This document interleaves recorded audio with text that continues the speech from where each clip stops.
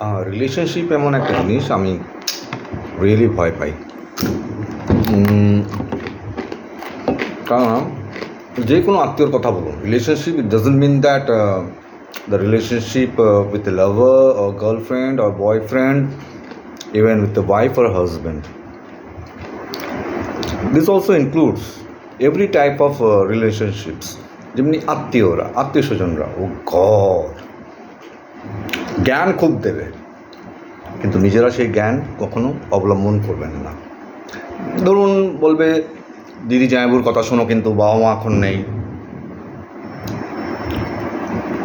ঠিক আছে, ধরে নেন আমার মাসি বলছেন, তাহলে আমি আমার মাসি মেশোকে জিজ্ঞাসা করছি যে বললে ঠিক আছে আমি অবলম্বন করলাম, কিন্তু তোমরা কি এটা অবলম্বন করছো? যেহেতু তোমরা আমার মাসি মেশোমশাই, মানে কি তুমি আমার মায়ের দিদি কিংবা বোন। যদি তোমরা আমার মাকে সত্যি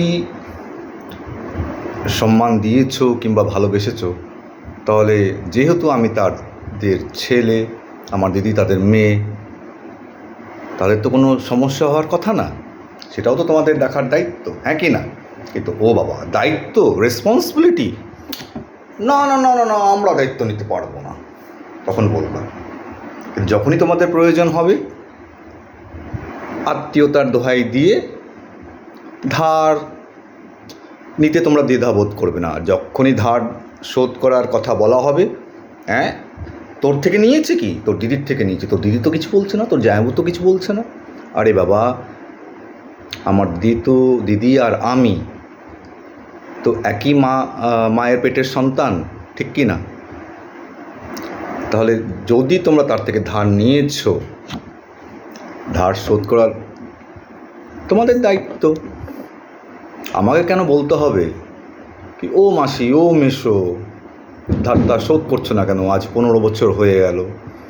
অ্যাটলিস্ট যদি তোমরা মাসে মাসে 500 টাকা করে যদি আমার দিদি জামাইবাবুকে দিয়ে দিতা, তাহলে হয়তো কিছুটা ধার শোধ হয়ে যেত। কিন্তু সেটা তো তোমরা মানলা না, ঠিক কি না? তাহলে আমার ভুলটা কোথায়?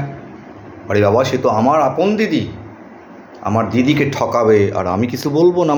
আমি তার ভাই হয়ে, আপন ভাই হয়ে যদি ভুল করে থাকি, তাহলে ভুল করব। কেননা তোমরা ধার নিয়ে তোমরা জামাই ষষ্ঠী করবা, নাতি নাতনির অন্নপ্রাশন করবা, কিন্তু ধার শোধ করবা না, তা কি হয়?